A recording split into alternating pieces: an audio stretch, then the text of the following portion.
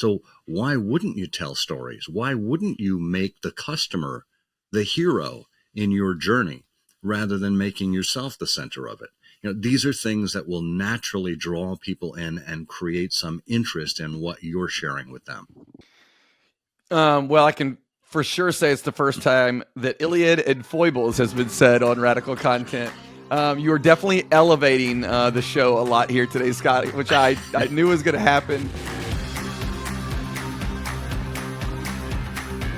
Hey, everybody, it's Eric Gray. Welcome again to another episode of Radical Content.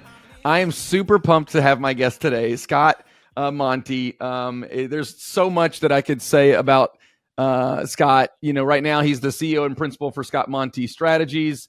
You can check out everything at scottmonty.com. We'll talk a little about that.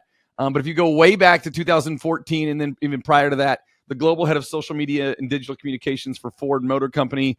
But more importantly, we've got a chance to talk and become friends a little bit over the years. And so I'm super pumped to have you here, but you're not wearing a bow tie. It's like I don't even know who you are anymore. Scott, what is going on? Come on. See, when you so firmly associate your identity with one thing and you move that one thing, it's completely off-putting for people. But look, I am a purveyor of fine men's neckwear, whether it's the bow or the necktie category. I wear both. The challenge is once you wear a bow tie, even one time, you instantly become framed in people's minds as the bow tie guy. Yeah, it's your brand. Yeah, that's for sure. So I thought I'd move away and just give myself a little more versatility. A lot of times I'll choose a tie, a pattern based on something that's going on in the news, in the national consciousness, or in history. And I just like to keep people on their toes that way. Well, good. Well, we'll take whatever version of Scott Monty we can get because we've really enjoyed. I've really enjoyed getting to know you over the years. So we talked a little bit about what this show is about, and we're really wanting to help people, Fortune 1000, Fortune 500, figure out how can they tell stories, connect better. And I know your career has evolved, but you spent a lot of time helping brands understand the value of social when no one really knew what we were doing when it came to brand building. Where do you feel like you first kind of caught that bug for branded content and storytelling? I mean, I think before we were talking off the air, you said you were podcasting back in 2007. So this has kind of been a part of you. Where do you think that kind of started for you? Well, it probably goes back to even childhood, but certainly in my college days. I was a classics major as an undergrad. And that's not something you hear about all that frequently, certainly not from corporate social media folks and not from terribly many people in the business world. But thinking back to those years of studying history and drama and architecture and just the stories of civilization, you realize that human nature is constant and that we're still feeling the same kinds of feelings, the same frustrations, the same highs and lows and successes that we've seen throughout all human history. It's just, our surroundings have changed, our technology has changed, our way of talking with each other has changed. And you think about even Homer, the Iliad, the Odyssey. What were those? That was oral history. It was storytelling. It was hundreds of years before those were actually written down. I mean, think about how long it takes you to get a transcript. Right? So Homer was telling stories around the fire, and then people were passing these stories down to generation and generation to talk about things like anger and hubris and pride and all of the foibles and the successes of humans. Right? So it's been ingrained in us as people for a long time. When it comes to marketing and communications, what are we doing? We're connecting with the emotions of other people and using those emotions to move something forward. So why wouldn't you tell stories? Why wouldn't you make the customer the hero in your journey rather than making yourself the center of it? These are things that will naturally draw people in and create some interest in what you're sharing with them. Well, I can for sure say it's the first time that Iliad and foibles has been said on Radical Content. You are definitely elevating the show a lot here today, Scott, which I knew was going to happen, and I so appreciate it because it's such a it's such an interesting perspective, right? The idea that storytelling has existed forever and it's been a communication device to break through, to connect, and to not just communicate something in the moment, but to pass down messages or perceptions or feelings for, in some ways, kind of generations at times. And so I love that broader thinking than I probably expected today, but I'm ready for it. So let's keep going. Let's keep going with that. So with that thinking in mind, you're brought into the Ford Motor Company, right? This is early 2010s. 2008. You're brought in as an exec. Oh, Yeah. 2008. Perfect. Thank you. You're brought in as an executive level to help this company, which has been around for a while. I don't know where the socioeconomic world was with the Ford Motor Company at the time, but you really brought a new, fresh perspective. And we can talk a little bit about some of the things that you did. But tell me, why were you brought in? What was that challenge to do for Ford Motor Company? And the reason why I want to start there today is I want to, as we go through this conversation, kind of take a look at like, that's where we were when we were figuring out brand storytelling for these digital channels. And we'll transition as we get through this chat to talk about where we are today. And are we satisfied with where we are, or is there still a long way to go? But let's talk about Ford. What were you brought in for? And what sparked even that need for so the think Ford about Motor Company? 2006, 2007. We were at the early days of social media, the very earliest days. Twitter had just begun, in early 2006. It really didn't come into its own until 2007. Companies didn't have Facebook pages until 2008 or so. Really, YouTube and corporate blogging were the only things that we knew in terms of social media. Right. Ford's major competitor, GM, had been doing stuff in the blogosphere and with YouTube, and sometimes to their detriment. But Ford's chief communications officer looked at that and said, we need to get up on this. We need to get educated. We need somebody to lead these efforts at an executive level, and we need to be strategic about it. So they contacted me. I had been working in an advertising agency and then with a strategic consultancy that just did social media strategy for big brands. Right? I was working with American Airlines and Panasonic and some other big brands to help them understand how to harness the power of social, how to think about it strategically for their organization. And it was largely expressed through communications and marketing, but ultimately that strategic level adoption would spread throughout the entire organization if done well. So Ford contacted me at the end of 2007. They were about a year into a new CEO, a guy by the name of Alan Mulally, who came from a 3+ decades career at Boeing. And Alan was the first non-automotive CEO that Ford had. Right now, remember, Ford is still a family-owned company. It's public, but the majority of shares are owned by the Ford family. And Ford itself, the name on the logo is the name of the founder. It's a very human-driven organization. Henry Ford was associated with the company for its first 40 years, right? So they said, we need to start getting serious about things again. Ford in 2006 took out a $26 billion home improvement loan, shall we say. They leveraged the company.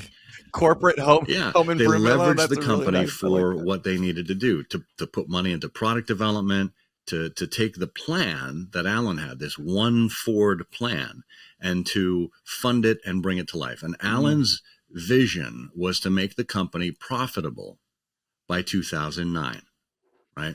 So I get contact at the end of 2007, right? And I was working, again, for this strategic consultancy. We were all remote. We were using Skype and AOL Messenger and Second Life even back then. Ahead of your time, Scott. So my first question was, interesting position, fascinating development here. Do I have to move to Detroit? I was living in Boston at the time, and they go, yeah, this is kind of a serious gig. It's an executive level position. We need you here at the world headquarters. And I go, not interested. And you could have heard a pin drop. And the chief communications officer said, "Poor Detroit, just getting kicked in the I know, face." Right? He could have gone any number of ways with this. He could have said, "How dare you, Sure. sir? Do you know who you're talking with?" Right. What he did say Right. was, "Are you sure?" And I said, "Nah, the timing just doesn't feel right for me." But the seed was planted in my head at that point, and I started hearing more and more about Ford over time. And what I found in the spring of 2008 is Ford had filed its Q1 earnings. Guess what? $100 million profit. I go, maybe there is something to this. Maybe this company is actually on a comeback, right? Because Ford was not held in great esteem by the public in late 2007. So we got back in touch. They said, you know what? We still haven't filled the position. We've talked to about 50 people. Your name keeps coming up. Would you at least humor us and come out to Dearborn? Okay, fine. So went through a battery of interviews, and with every person I met, I was struck with their intelligence, their talent, and most importantly, their passion. Right? There was something going on at that company that fueled that passion. You can't fake that, right? So I said, where do I sign up? Yeah. So I joined on July 14th.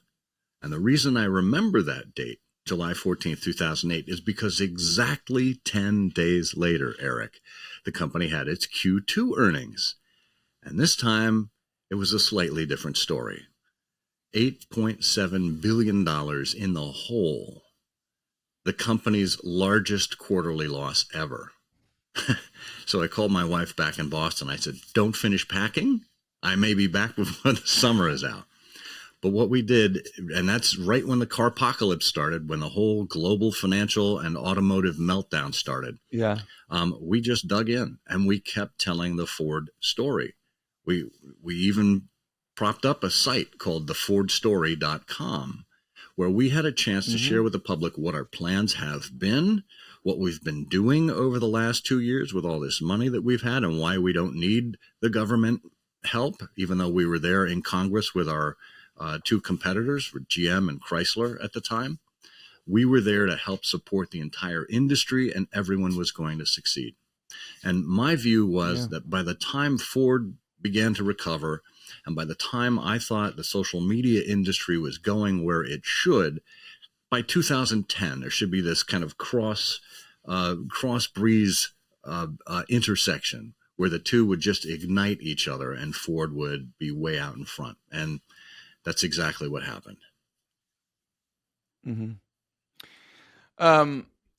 What's interesting about what was happening at the time is you had some leadership that had a point of view about where this has to go in an area that was still unknown.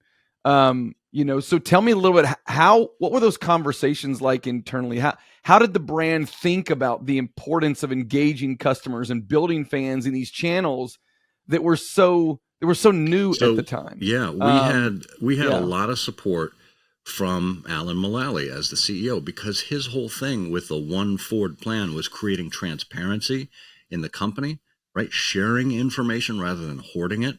And that's exactly what we were doing on social media as marketers and communicators at the time. We were sharing our successes.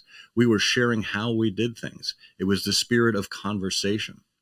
And the other thing was Alan's plan was about working together, right? You share this information in the spirit of transparency, but you use it to actually collaborate and get things done rather than to do things in silos. So it was a direct strategic connection with what we needed to do. And having Alan involved, in December of 2008, we were at a media event where we were previewing some of our vehicles for the auto show for next month with business and automotive press.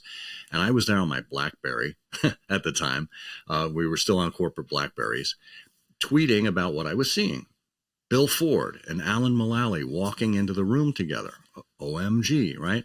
Somebody in my timeline said, hey, why don't you see if you can get Alan to answer some questions for us here on Twitter? And I go, oh my God, that's the kind of idea I wish I had come up with myself, but it's a perfect example of why the community is smarter than any single individual, right? And we leaned into community while I was at Ford. So I went up to Alan. He's like, hey, Scott, how's it going? I'm like, great, Alan. Would you be willing to answer some questions now on Twitter? And he goes, oh, yeah, absolutely. What's Twitter? And I go, see, the guy, he has the spirit of wanting to engage, of wanting to share, wanting to listen, right? So we get through all of that. And the last question, I'll never forget the last question. Somebody asked, what kind of car does Alan drive? And I turned to his handler because I'm like, is this like a security breach? I don't want to get anybody in trouble. Yeah, right? yeah. And she goes, watch this. I go, all right, Alan, what kind of car do you drive? And he grabs me by the forearm and he kind of shakes it with every word. He goes, I drive a different car every day. And I go, oh, that's fantastic. You experience the whole Ford lineup. And he squeezes harder at that point. And he goes, no, I drive the competition. And you could have knocked me over with a feather at that point, Eric, because here I was, a guy from Boston, so myopic, so thinking that Detroit was only interested in Detroit and ignored the rest of the world. And boy, Alan just gave a master class in how you appreciate a strategic advantage, how you appreciate what your competition is doing and what you need to be doing, right? So the other thing that comes to mind from that is, and I'll let you kind of close that and finish it up, is just this mindset of being okay with not focusing just on your logo and just on your brand to tell a larger story, which even today people still struggle with. It's important because the world doesn't only experience life through your brand. They have all kinds of things. I've often said, when someone wakes up first thing in the morning, they're not thinking about your brand, unless you're, Starbucks or, their favorite coffee. They have other priorities in their life. And if you can't put yourself in their shoes by using empathy, by, talking with people and listening, doing a lot of listening, right? We have two ears and one mouth, use them in that proportion. It's something that Socrates said thousands of years ago, not your grandmother, even though your grandmother was smart, right? We've all heard that. 2 ears, 1 mouth. Companies need to take that to heart because that helps inform what you should be talking about. It helps inform what people are going to find interesting. And immediately, Alan realized that. He realized that this is a two-way conversation and that it's not just us blasting our message at people. It's using our listening skills to understand exactly what they want to be talking about. Yeah. You know what's interesting about that? Way early on, Ford was listening, going to the people and building community and being willing to kind of say the thing that they didn't want to say. And what's funny is I actually wonder how much of that seeded things. And I'm sure you're aware of this. In 2023, the new Ford CEO, Jim Farley, went across America to kind of, test and talk about the Ford F-150 Lightning electric vehicle. And it's just funny to me to think about, like, that campaign is a little bit of a wink at what you guys were doing way back in the late 2009. Yeah, well, Jim was the CMO while I was there. He and I worked closely together. Oh, there you go. Yeah. He understood it, right? And I'll give you a couple of examples. Before I do, I want to mention that this is ironic since Ford's founder, Henry Ford, very famously said that the customer could get any color car that they wanted as long as it was black. Right?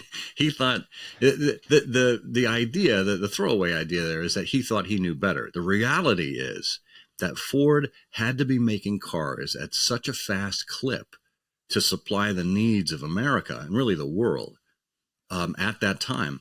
They only used black paint because it was the fastest drying paint. Right? It allowed them to meet the volume. The reality is, up until then, Fords came in a rainbow of colors. But Henry Ford, of course, is famous for saying that we'll tell you what you need. Or if I asked the customer what they wanted, they would have told me a faster horse. That's the other one, right? Yeah. Heard that but one. With Jim, right, Jim had come from a family of Ford engineers and frontline workers and had Ford in his blood since he was a kid. So he comes back to Ford from Toyota after many years, became the CMO, and under his leadership, that's when we did the Fiesta movement. This was taking Alan's vision of one Ford, right? Same kind of cars all around the world, using our engineering, product design, marketing skills in one area and creating a single car. So the Focus, for example, would be the same all around the world. Here in the United States, Hmm. for anybody who had rented a crappy Focus up until that time, they envied the Foci that they were driving in Europe. And so with the Fiesta, which was a smaller car than the Focus, we just missed the window on that universal design. So what the company did under Jim's leadership is we brought over 100 European styled Fiestas, which would be eventually available in the United States after a year's delay Hmm. after the European launch. Brought 100 of those Fiestas here. We gave them to 100 influencers. They weren't called influencers back then. They were people who Yeah. had blogs and Bloggers. YouTube channels and Yeah. Flickr channels, right? This was before Yeah. Instagram. And we would give them Yeah. the car for 6 months and let them do whatever they wanted to do. All their commitment to Ford was a single video every month. So they only had to make 6 videos for Ford with ownership of a car for Yeah. 6 months. And guess what? They were all across the country, driving it around, showing it off, and of course, doing all the other extra content development for their audiences that showed off the car because they were proud of it. They wanted to share an experience that Yeah. nobody else had in their area. And then the genius was Ford took all of those RSS feeds of all of their content and dumped it into a website and didn't touch it. It was all unedited, unfiltered, real Hmm. time, real people talking about a real vehicle. That took a lot of Yep. courage and took a lot of confidence in where Ford was going. But we also used it as an opportunity to listen to what they were telling us and make some tweaks along the way. Yeah, you're jumping ahead in my list of questions because the Ford Fiesta movement campaign was, I think, the first, what I would call kind of social media influencer campaign at a very large scale. It was giving literally the keys to the customer to kind of get their point of view and to kind of let them go. And I remember, and if people have been in social media for less than 10 years, then you might not know of it. But I remember back in the day, it was like, I mean, you guys got so much pub for this. Like it was everywhere. Any marketing keynote, people were talking about the Fiesta campaign as like the example. But here's the thing I wanted to ask you about it, because at the end of the day, yes, it's using kind of new mechanisms. These are social media influencers, bloggers. What if we gave them the keys? What if we let them roam around and take photos? We curate them on a website. Today, all of those ideas sound, still cool, but not, completely different. But in that moment, there was such extreme creativity to say, no, there's a new way to reach people. Yeah, we can do ads and yeah, we can do this, but what's some other way that we can reach people in an authentic way? And to me, that is the insight there, that the people at Ford, you, the team, the leadership, were open to new and creative ideas, which sometimes I think hamstrings people today, especially in the world of performance marketing, especially in the world of having every dollar connected back to a return on investment, which I get. Look, I understand is very important to make sure that marketing is not a cost center, but it's actually producing overall revenue for the business, and you can measure it. But it was such a bet, and it's something that I've always looked back on. I probably had it in some decks back in the day. Where did that idea come from at Ford? Well, I mean, this is a wonderful example of that spirit of collaboration, of working together. This was a Ford and its agencies, kind of collaborating on this idea. It had a wonderful, supportive, creative genius of a marketing agency that we use. It's now known as I think Global Team Blue, GTB.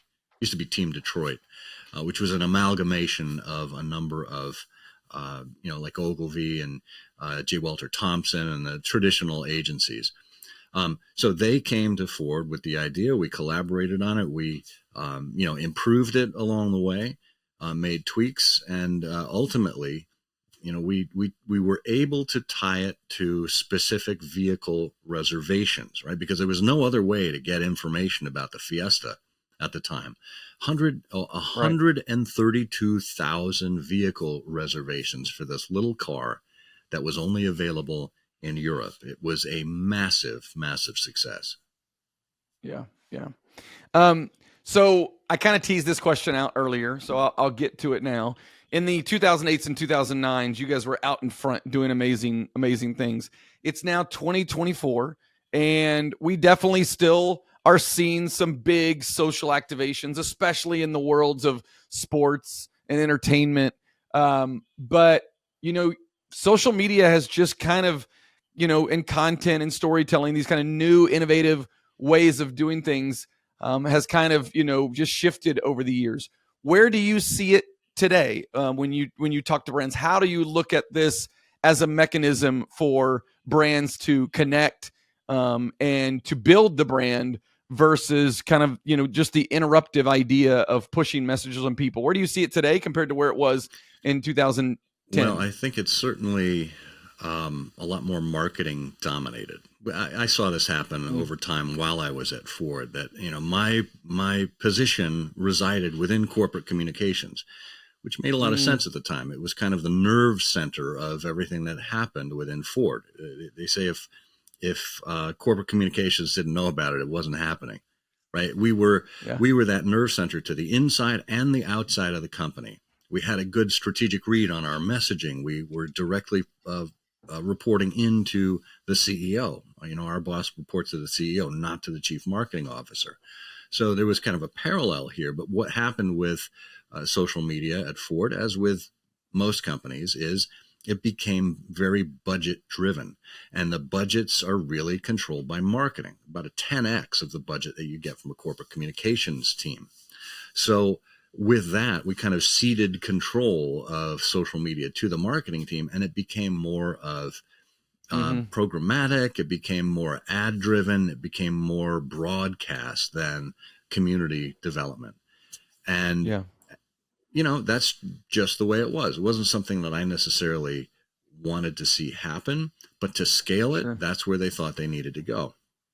And I think that's continued to this day. You continue to see a lot of this broadcast. However, there are brands that still appreciate that dialogue, that back and forth, that listening. And you see it through some of the snarky stuff, like from a Wendy's or Steak-umm or, any of these brands that have a personality on their social channels.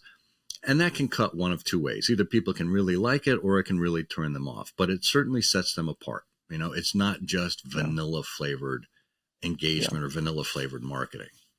I think the challenge right now that's different than what we were experiencing back in that heyday is there are fewer new platforms entering the scene. Every time there was a new way of communicating, a new way of engaging people, we would try it out at Ford. Some of them were abject failures. Some of them were great successes. But that notion of having something new and different to try and to apply your storytelling to it was fascinating for people. So what you've got now is I think there's a lot more stability in terms of the platforms and the places we tell our stories. But we're seeing people get back to some of the basics. We're actually seeing an embrace we have over the last 3 years of newsletters, right? And even of blogs at this point, where you're seeing people go back to the tried and true with what always worked. And ironically, in some ways, that's actually helping them stand apart, right? And we firmly believe this at Ford. We would zig when other people were zagging. We paved the road behind us. We didn't pay attention to what our competition was doing. We just did what was right for us and for our community. And I think that's something that I always counsel brands on, is to know where your audience is, to know how they consume information or how they'd be willing to consume information, and to have fun with it and be human beneath it all, because that's what connects people with you. Yeah, and we're still seeing those brands pop up today. You mentioned a couple. I'd mentioned people like Liquid Death or Duolingo. So how do you advise brands today, right? When you're coming in, you have a much broader perspective on the full funnel of marketing, the full mix of all the channels. But to me, my point of view has always been, and the kind of the point of view of this show, is that engagement and storytelling is underinvested. We do a lot of things at the top of the funnel to yell, and then we try to bring people down into selling. And this wooing phase, this engagement phase, is still something that predominantly is underinvested. They've got smaller teams, they've got interns and more junior people doing things. They've got 10 people wearing 10 hats, or 2 people wearing 10 hats, rather than doing what some of these people. I mean, the Duolingo case studies are insane, and their CMO kind of out and talks about the millions of dollars of consistent subscription revenue that has happened because of the awareness of how they've optimized those channels. So how do you sit down in front of a CMO and say something along the lines of, like, there's opportunity here, but you got to be willing to actually go into it and invest? Yeah. The work I do now is primarily with executives and how they show up, Sure. rather than the full brand content team. Right. But that was born out of working with executives at Ford to understand what mattered to them. Right? I was in a meeting, it was early on, 2010, 2011 maybe, to give a kind of state of the industry with respect to social media in service of trying to get more funding for what we were doing. And, Sure. and the ask was to the CFO. Now, up until then, our CFO had been our biggest skeptic. He was the kind Sure. of guy, he was a dour accountant type, that, if he sucked a lemon, it would probably improve his outlook on things and improve his face. He was that kind of guy. However, I knew that there was a certain way that he thought about things as well. So I went to the Thunderbird room where Ford had its weekly business plan review meetings. It was like this giant Dr. Strangelove room of giant circular table with the overhead lights. Every executive that reported to the CEO was there, and I was sitting shoulder to shoulder between the CFO and the COO. And I had to give a state of the industry on social media and how Ford was doing and the rest. I started the meeting by going to our corporate Twitter account and posing a question to our audience that I knew would not only affect the CFO, but would affect every single executive around the room. Because back in those days, we were really concerned about fuel economy, as was the public. This was the early days of electric vehicles. People wanted to see how far they could get. Gas prices were up, etc. So I said, what's the minimum MPG you need to see from your next vehicle when you make a purchase? And I hit send out to our Twitter audience. And I went and I gave the presentation, and it was fine. I said, all right, let's go back to that Twitter account at the end of that presentation, and let's see what the responses were. And there were a couple hundred responses, right? And they were all over the place, from don't matter what the MPG is, as long as we had a V8 engine in it, all the way up to 300 miles per gallon, which is kind of the electric equivalent. Yeah. And most of the responses were in the 30s and 40s miles per gallon, which is exactly where Ford had targeted its fleet over the next 3 years. So it kind of validated our strategy. But I looked over to my left to Lewis, our CFO, and he took his glasses off and he put them up on his forehead and he goes, do you know, if I had insights like this every day, I would find it invaluable.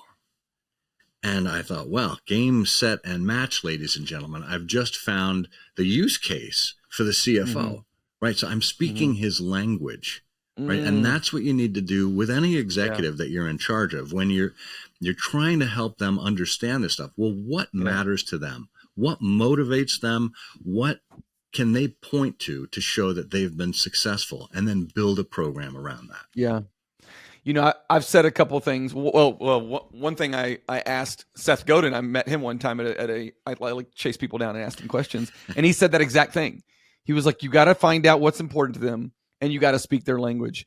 The other thing I would say is that you did in this little exercise is you've got to make something that they don't understand and can be very complicated seem very simple. And so I did something kind of similar to what you did, where I was like, look, here, we can tell you all the activities we have, where our investments are, the channel impressions, and I can go through all the reports. But I pulled up one tweet that had like 250,000 impressions, and it had thousands of responses. This is when I was at Universal Parks and Resorts. And I scrolled through all the comments and saw all the fandom and the engagement and the reaction of these people opting in, raising their hand to connect with a brand, a logo. And everybody in the room was like, there's something here, right? There's something here. Because it's something that you can't get anywhere else, right? You can put an ad out, you can get people's attention, you can put the right message at the right channel for the right person at the right time. Those are all really important transactional connections. But the value of a relationship with a customer through a brand is immeasurable. And if there's things you can do to expedite that and to mass scale that, that's the thing that honestly, it drives me somewhat batty in the sense that I love it, but also somewhat batty in the sense that it makes me go crazy because I see things like Savannah Bananas. And I'm like, everybody could be the Savannah Bananas. Everybody could. It's a significant investment in transparency, in entertainment, in storytelling that is just not as easy as getting a piece of, ad, putting it on display, throw it into some programmatic buying, and looking and seeing our return on investment was $3.50. That's a lot easier than being creative and being relevant and showing up and building audiences, and it drives me nuts. Yeah, well, and I think you've hit on something there, Eric, because that's human nature. We want to go the easy route. Water will always take the fastest path to wherever it's going. Humans are the same way. And so if you are battling that, if you're battling with someone who doesn't want to put in the effort, then figure out how to get there stepwise, right? Give them an option that's fairly easy, but that gets some results, and then use that to ladder up to the next wave. Yeah. You're not going to get everybody to do a Fiesta movement from day one, right? Sure. There's got to be a culture, there's got to be an attitude there. But if you can start to build small successes, that will lead you to where you need to go. Knowing what you knew strategically back then, and then what y'all were able to do at Ford, and seeing where the world is today with, video being such a big component, whether it's Instagram Reels or YouTube Shorts, or for sure, how interest-based, for you content and TikTok has completely changed the game. What is your advice to the people that are starting to sit in the seats that you sat in 2012 and 2014 that are directors of social, about how they can, build brand? What can you take away from your time when you were doing this for people that are doing this today? There are a couple of things that I think every marketer or communicator needs to have in their quiver. And they aren't video editing skills, they aren't writing skills, although to me, writing is the basis of every function, whether you're video, audio, or print, or giving a speech. It all starts with writing. And by the way, in order to be a good writer, you need to be a good reader first. So please keep reading. Don't just I heard say, somebody say, to build on that, I heard someone say, to be a good writer, you've got to be a good thinker. In essence, you got to have original ideas, original thought, and yes, the reading, the thinking, the writing, for sure. Well, and to think back to what we were saying before in terms of human nature and nothing new under the sun, there probably aren't any new ideas. It's how you take old ideas and reframe them to the current age, to whatever it is your particular position is. But I think the two things that every marketer, communicator, storyteller needs to have in their quiver is, number one, insatiable curiosity, right? Mm-hmm. And that comes from that reading. It's wanting to know more. It's having questions. It's being willing to explore, not being satisfied with the status quo. That's one. Number two, you have to have an inherent sense of empathy, right? You need to be able to feel like Cicero said before us, feel my feelings. You need to be able to feel what other people are feeling. You need to be able to put yourself in their shoes. And from that, from understanding what kind of content people are willing to consume, what it is that they're scrolling through, what they spend more time with, what intrigues them, what makes them more curious and want more. Mm-hmm. Those are the kinds of things you need to understand first and foremost before you embark on any new venture. I love it. A couple things that I wanted to point out from this podcast that I just have really taken away, and you kind of said one of them there, but the idea of what you guys did it for to zig and then zag, when other people zig, when other people zag, I think that's really, really important. And the last thing I'll say is, you might wear a bow tie and a tie and have a traditional point of view, but damn it, Scott, you're a maverick. What you did at Ford and the way you try to tell people to think today and to think differently and to go in a different direction, it's right in line with kind of how we think and how we talk and how we're pushing brands to prop themselves up and be willing to go at it in a different way. Because when you go at it as the sea of sameness, you are ignored and you are white noise. But when you can find new ways to showing up, new creative ways to show up on these platforms, there's just a way for your brand to connect. And so, dude, it's been a pleasure today to kind of get into your head a little bit. And I know people are gonna really enjoy this episode. But I've enjoyed kind of just being able to sit here and listen along. And I could do this for a while. Yeah, you're awesome, Eric, and to think that it started at a bookstore of all places. It did. What a callback. All right, so scottmonty.com if you want to check this out. He's got a podcast, Timeless Leadership. He's got a newsletter that you can get. I know I get it on LinkedIn. You can get it everywhere. He does, obviously a lot of coaching and a lot of things for many people, both in the marketing space, probably a little bit, but also a ton of leadership. As you can tell, Scott has definitely stepped into a new chapter, and I love where you're at, man. And it's just been a pleasure to get to know you.